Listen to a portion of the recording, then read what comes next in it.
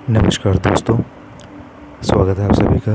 दोस्तों, ईश्वर का प्रेम कौन नहीं चाहता, लेकिन ईश्वर सभी को अपना प्रेम अलग अलग रूपों में देते हैं।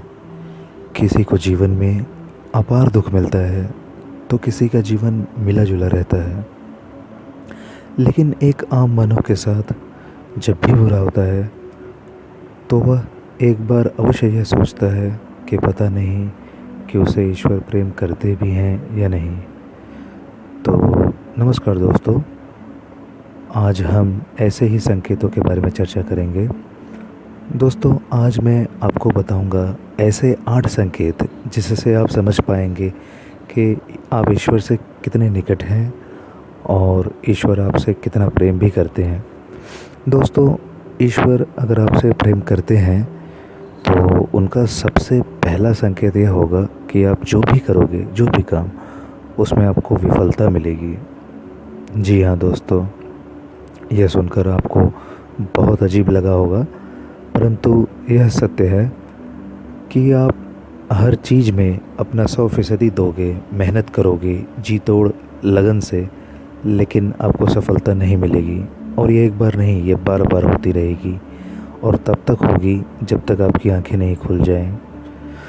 दोस्तों, दूसरा संकेत यह है कि आपका अपने ऊपर से विश्वास जो है वह ख़त्म होता जाएगा। जी हाँ दोस्तों, जब ईश्वर आपके साथ होते हैं तब आपको बिल्कुल अकेला फील होता है। आप ये नहीं समझ पाओगे कि आपको आगे क्या करना है। आप अपने आप को एक ऐसी स्थिति में महसूस करोगे जहाँ आपकी कोई मदद नहीं कर सकता। आप किसी को अपनी परेशानी शेयर नहीं कर सकते।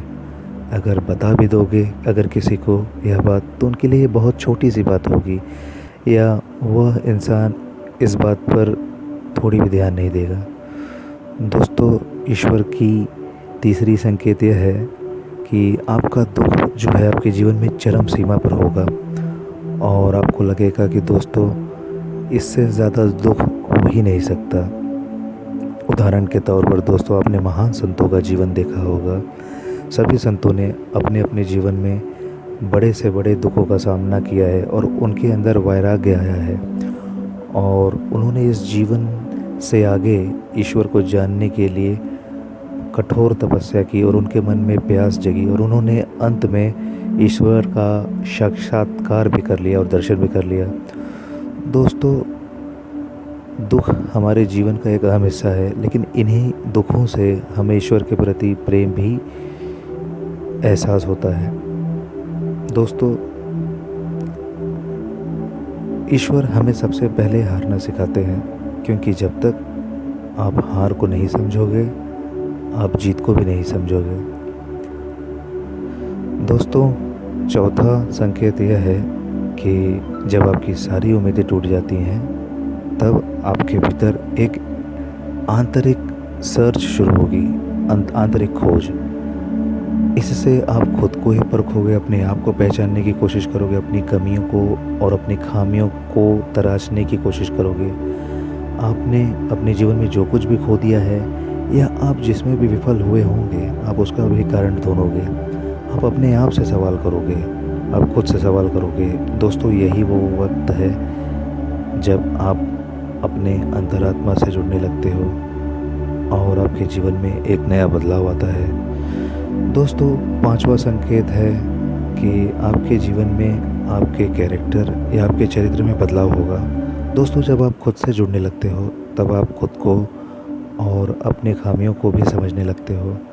इससे आप खुद को बदलना और तराशना शुरू कर देते हो। आप पहले से अधिक शांत, स्थिर और चीज़ों को गहराई से देखने वाला इंसान बन जाते हो।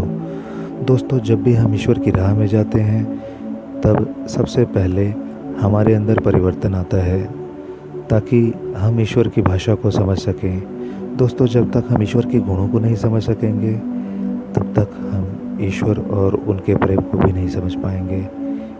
इसीलिए ईश्वर हमारे अंदर बदलाव लाते हैं, हमें उनकी भाषा को समझना सिखाते हैं, चाहे वह दुख हो या किसी भी तरह का तकलीफ़ हो। छठा संकेत यह है कि आप किसी भी चीज़ में हार या जीत का अनुभव ही नहीं करेंगे। दोस्तों, ऐसा तब होगा जब आप पूरी तरह बदल चुके होंगे।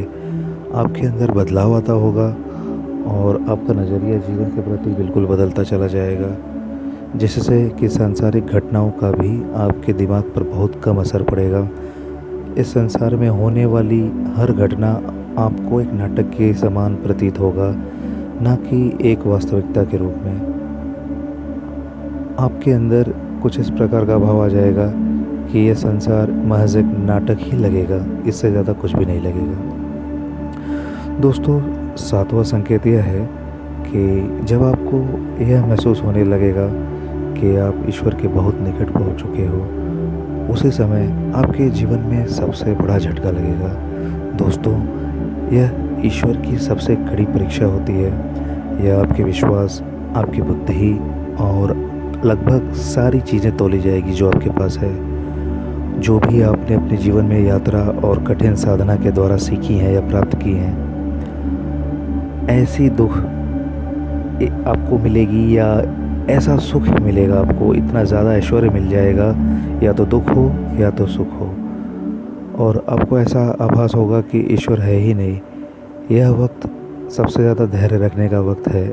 इस वक्त अगर आप अपने आप से विचलित नहीं हुए तो संकेत के रूप में ईश्वर या तो खुद आपके समक्ष उपस्थित हो जाएंगे या किसी और को भेज देंगे आभास दिलाने के लिए। होकर गुजरना होगा। दोस्तों, आठवां संकेत ऐसा होता है कि जिसे हम शब्दों में बयान नहीं कर सकते, ईश्वर लेकिन इस स्थिति में आपके साथ होने का एहसास होगा।